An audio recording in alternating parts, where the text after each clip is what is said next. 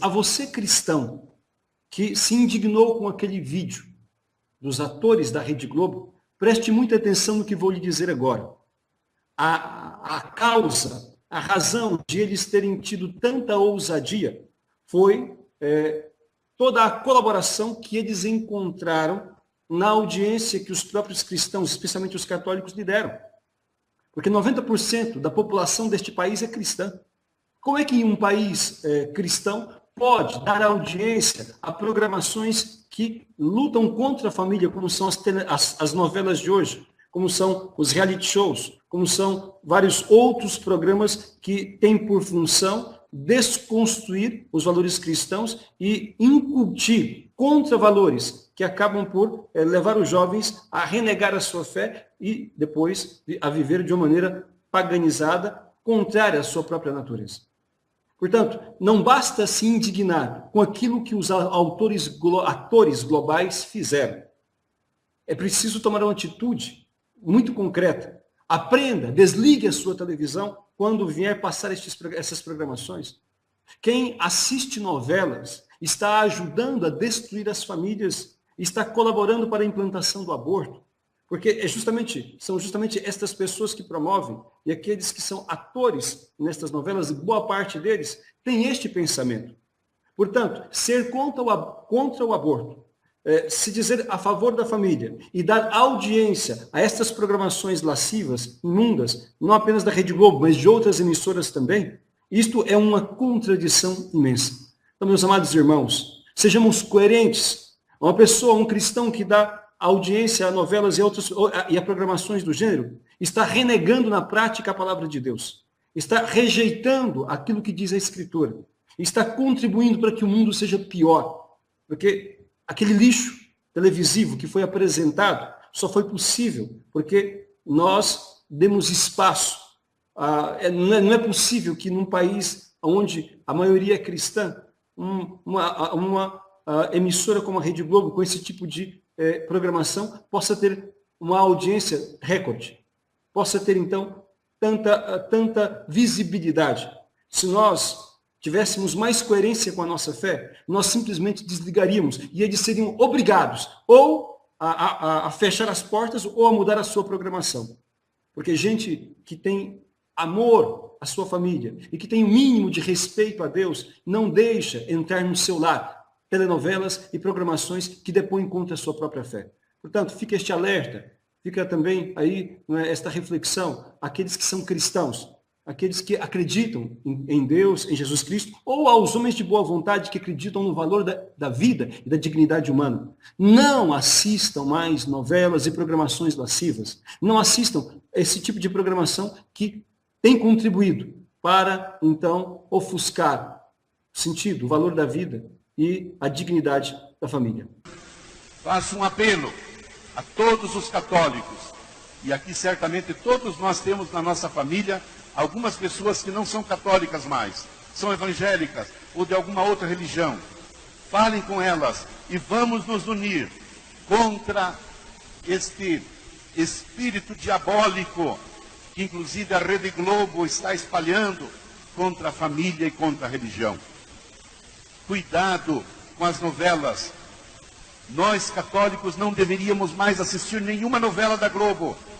Nós católicos, aliás, não deveríamos mais assistir à Rede Globo, porque a Rede Globo é um demônio dentro das nossas casas.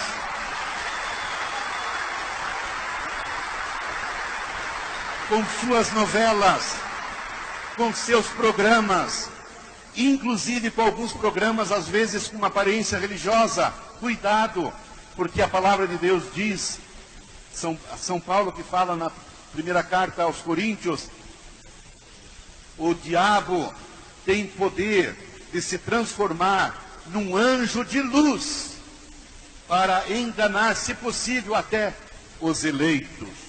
Portanto, às vezes um fervorinho na Rede Globo não quer dizer que a Rede Globo é uma rede católica, é uma rede religiosa. É uma rede manipuladora de opinião. Está nos manipulando, está nos conduzindo para o abismo, para a destruição. Nós precisamos nos unir. Conversando esses dias com o pastor Valdir, com o pastor Daniel Acioli, da Assembleia de Deus, nós conversávamos justamente sobre isso. Precisamos nos unir contra esta ditadura da Rede Globo, que nos manipula, que nos destrói, que justamente quer que aconteça isso, que a religião e a família sejam totalmente destruídas. Nos programas de grandes emissoras, chamam para dar opinião gente de um lado só. Porque às vezes são emissoras que estão com uma ideia, uma ideologia de gênero, ideologia contra a família, ideologia contra valores cristãos. Aí passam isso em novelas, em programas que parecem assim bem cultos, mas não são. É pura picaretagem intelectual, está certo? É danado porque agora com as redes sociais as pessoas podem falar. Então não é só mais alguém que fala atrás de um microfone e os outros têm que ficar calados. Isso, o nome disso é democracia. Isso sim.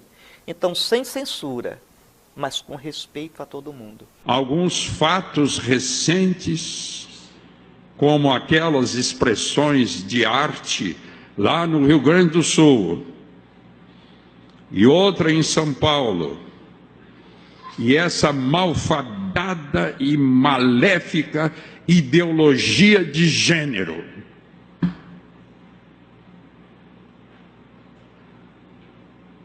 Que ensina que ninguém nasce homem ou mulher. Olha o que estão dizendo. A pessoa é que decide o que quer ser. Ela nega que existem sexos biológicos pré-definidos no nascimento. Isto é, ninguém nasce homem ou mulher. A sexualidade é uma construção social, onde a pessoa escolhe o que deseja ser.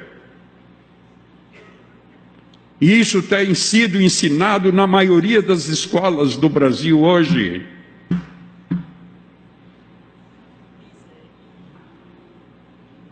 Esses fatos demonstram claramente que pessoas e certos meios de comunicação social, especialmente aquela televisão que é líder de audiência desse país, tem projeto para destruir a família e os valores mais sagrados da nossa vida.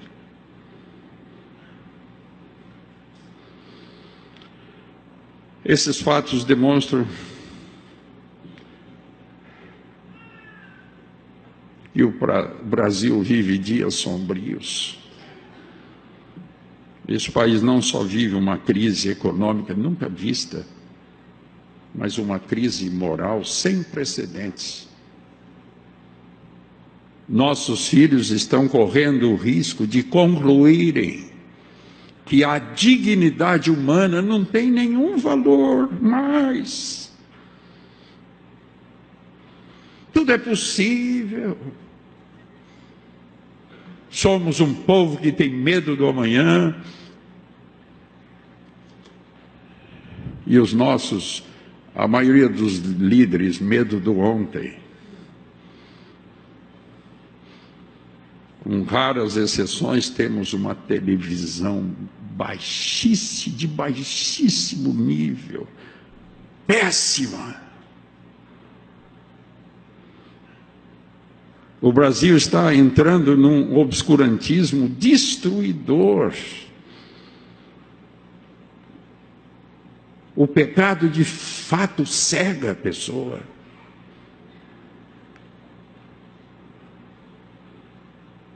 Muitos estão querendo nos convencer que qualquer coisa pode ser arte. Dizem que arte pode tudo. Não está sujeito às leis. A arte não é libertinagem. Desvios da sexualidade sempre existiram. O que não se pode impor em nome de arte, que esses desvios sejam regras normativas para toda uma sociedade. E a igreja não pode ficar indiferente, omissa, diante desse quadro caótico que estamos vivendo. Eu faço um apelo a todo aquele que me assiste hoje, que me vê pela internet, que me ouve pela Rádio Evangélica FM. Vamos nos unir contra esse espírito diabólico de hoje. Vamos proclamar com muito fervor que para salvar essa nossa sociedade, ela só se salva através de famílias que tenham valores e valores cristãos. E não nos venham com essa história de preconceito. A igreja deve ser a consciência do Estado. Deve exercer o seu papel profético, denunciando o mal onde ele estiver. Essa ideologia de gênio é coisa do diabo.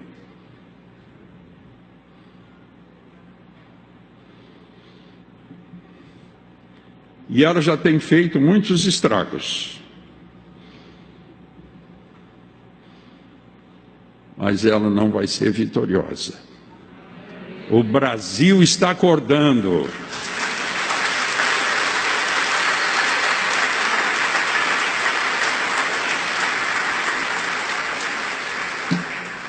A revista Time fazendo a prospecção das instituições que vão prevalecer nesse século e nos vindouros.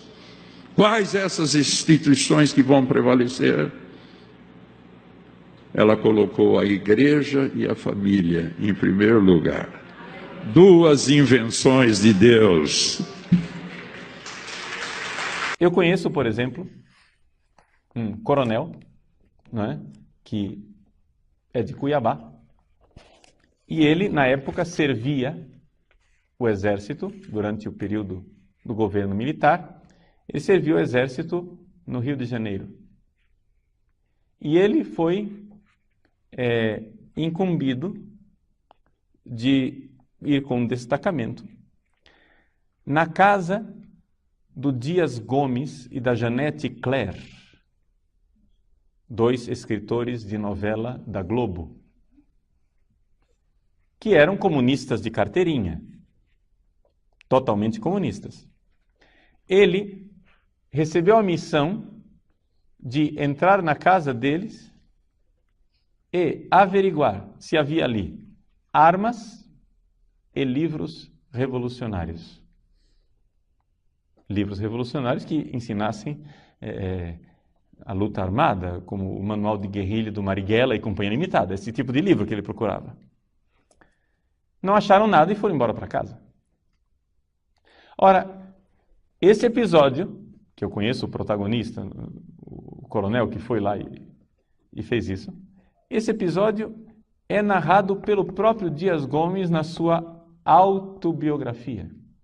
Quem quiser averiguar, né, existe uma autobiografia de Dias Gomes, publicada pela editora Bertrand do Brasil, chama-se Dias Gomes, :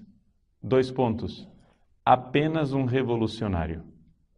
Perdão, apenas um subversivo, perdão. Dias Gomes, apenas um subversivo.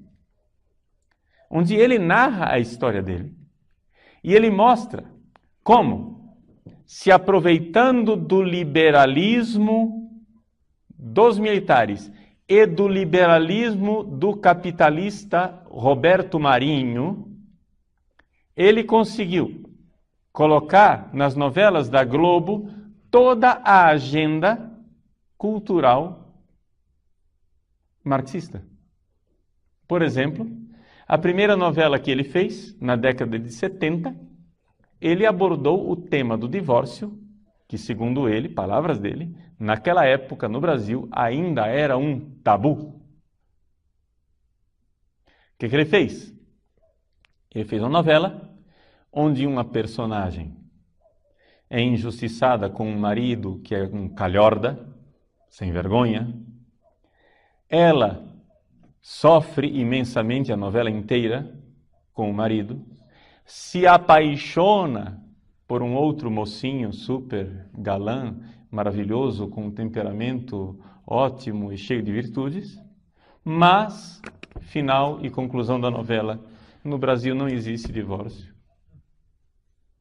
Só existe desquite. Poucos meses depois, o divórcio estava aprovado no Brasil. Ou seja, o que é que a minha geração ouvia a respeito da Globo? Que todas as imoralidades e sem-vergonhices que eram transmitidas pelas novelas da Globo eram fruto da sociedade capitalista decadente, porque Roberto Marinho era um capitalista e era o capitalismo quem estava promovendo toda aquela pouca vergonha, destruindo o cristianismo. Foi isso que eu ouvi quando era criança. Foi isso que eu ouvi quando era adolescente dos meus professores. Que as novelas da Globo eram expressão da sociedade decadente capitalista americana que entrava no Brasil e estava destruindo as famílias brasileiras pelo imperialismo da Globo. E, no entanto, hoje nós sabemos que tanto Dias Gomes como Janete Claire, os dois maiores escritores de novelas da Globo, eram comunistas,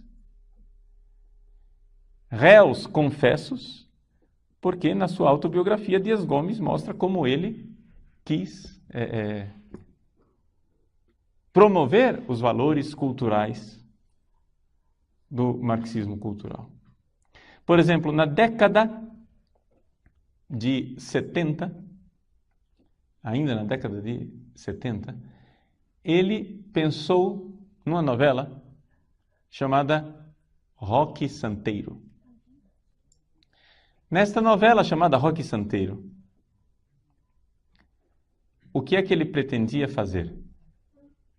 Uma caricatura da igreja, onde ele demonstrasse que a igreja era uma farsa, que queria somente saber de dinheiro e de oprimir os pobres, e que, na verdade, nós deveríamos nos livrar da igreja. Acontece que ele cometeu um erro. Ele comentou ao telefone o que ele estava pretendendo fazer. Ele comentou com um amigo comunista, dizendo ao telefone: olha, você não sabe a nova novela que eu quero colocar no ar, não é? O Roque Santeiro, e contou toda a história, dizendo, mas os militares são burros. Porque é evidente, né, gente? Todas essas novelas eram censuradas. Havia censura. Entende? A censura lia, não, está aprovado, pode filmar. Então, ele dizia, os militares são burros, eles nunca vão perceber o que eu estou querendo fazer. E aí, a partir desta falta de discrição dele, né? Discreção, ele deu com a língua nos dentes, os militares tiraram a novela do ar. Não permitiram que fosse ao ar, já tinha filmado alguns capítulos. E essa novela, então, só foi ao ar na década de 80, já no clima de abertura do regime, em que o regime militar estava se preparando para entregar de volta o governo na mão dos civis. Em que consistiu essa novela do Roque Santeiro? A novela consiste mais ou menos no seguinte: existem dois padres. Um padre chamado Padre Albano, que é um padre da teologia da libertação. Manga de camisa, aberto, aos pobres, sensível. E um padre chamado Padre Hipólito, de batina, velho, conservador. Esta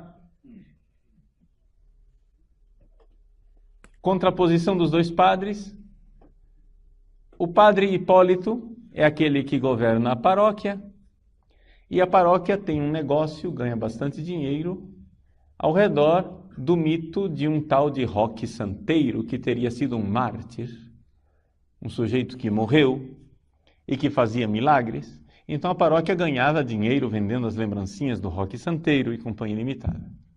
Acontece que no meio da novela o Roque Santeiro aparece vivo. Então se revela claramente a farsa da Igreja Conservadora, que criou um mito e que ganhava dinheiro em cima de um mito, de uma falsidade ideológica. Nesse ínterim, o padre Albano se revela muito sensível com os pobres, mas também se apaixona por uma das personagens e resolve deixar o sacerdócio. Essa é a história, basicamente, da novela. Então, esta novela era programática, tinha um programa, tinha algo para ensinar ao povo. Não é? Ensinar através de uma historinha, uma verdade de valores, né, invertidos. E isso aconteceu durante, né, décadas e continua acontecendo ainda hoje. Ainda hoje as novelas, não somente da Globo, mas as novelas do Brasil, são feitas exatamente para levar à frente, no nosso país, a revolução cultural, programática e pensada pela Escola de Frankfurt, por Gramsci e por Companhia Limitada, todos os marxistas culturais.